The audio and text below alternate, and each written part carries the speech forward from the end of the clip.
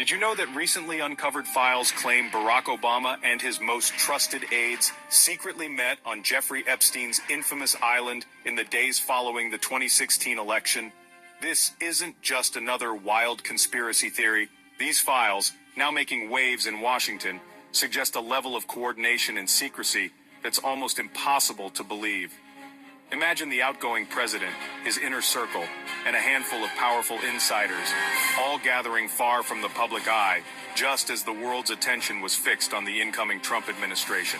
Why would America's most powerful leaders choose to meet in such secrecy at such a critical moment in history? What could possibly be so urgent, so sensitive, that it required a clandestine summit on a private island, away from the prying eyes of the press and the public? As Trump prepared to take office, the stakes had never been higher, and the shadows had never been darker. Here's what the files reveal. On July 19, 2025, Director of National Intelligence Tulsi Gabbard stunned the nation by releasing a trove of classified documents. The headlines exploded overnight as Gabbard's revelations sent shockwaves through the political establishment. The files, long kept under wraps, exposed a web of intrigue and deception that reached the highest levels of government. According to these newly unsealed files, in the waning days of 2016, President Obama and his top intelligence officials orchestrated a covert operation. Their goal? To undermine and sabotage the incoming Trump administration before it even began. The documents detail secret meetings, encrypted communications, and a level of planning that suggests this was no spur-of-the-moment decision. It was a calculated move to protect their legacy and maintain control. The plan, as outlined in the files, was to manufacture a Russia collusion scandal, an elaborate narrative designed to cast doubt on Trump's legitimacy and tie his administration to foreign interference. This operation began before Trump even set foot in the Oval Office, with intelligence assets and media contacts mobilized to spread the story. But here's where the story takes an even darker turn. The files suggest that the conspiracy didn't end in Washington. Instead, it expanded, drawing in a network of operatives, financiers, and media figures, all working together to shape the narrative and control the outcome.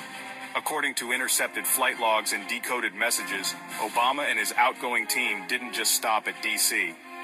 They boarded a private jet under the cover of night, their destination hidden from official records. The logs, now public, show a direct flight to Little St. James, Jeffrey Epstein's notorious private island. They flew to Epstein's island, yes, that island, for what was officially described as a harmless retreat. But the files and witness accounts paint a very different picture. This was no vacation. It was a high-stakes, high-security summit, shrouded in secrecy and protected by layers of plausible deniability. In reality, witnesses claim it was a covert summit, hard drives exchanged in the shadows, encrypted files passed hand-to-hand, and trusted media operatives activated to begin the campaign. Journalists, some knowingly and others unwittingly, became part of the machinery that would soon dominate headlines across the globe. And in a chilling display of unity, secretive oaths were sworn, sealed with symbolic acts like burning the American flag under the cover of darkness. These rituals, described in the files, were meant to bind the participants together and ensure absolute loyalty to the cause.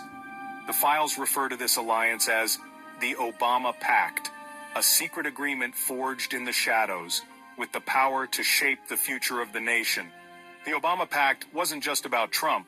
It was about preserving the influence of political elites, protecting powerful interests, and keeping the machinery of control firmly in their hands. This treasonous alliance, as some are now calling it, was designed not only to undermine Trump, but to ensure that the same shadowy financiers and political insiders remained in control no matter who sat in the Oval Office. The files suggest a network of influence that stretches from Wall Street to the highest levels of government, all working in concert to maintain their grip on power. Now, with the truth coming to light, Trump is demanding total declassification. He's calling for every document, every file, every secret meeting to be exposed. It's time for full accountability, he declared at a recent press conference, vowing to reveal the entire story to the American people. As the nation reels from these revelations, the public is demanding answers. Protests have erupted outside government buildings, newsrooms are working overtime, and Americans everywhere are asking the same question. How deep does the deception go? How many more secrets are waiting to be uncovered? The tangled web of lies and intrigue seems to grow with every new revelation. Investigators are following leads, journalists are digging deeper, and the corridors of power are filled with whispers and suspicion. The truth, it seems, is far more complex and far more dangerous than anyone imagined. Stay tuned because this guy is a reporter for Just getting Newsmax. started, and what comes next could change everything you thought you knew about American power, politics, and the secret deals that shape our world.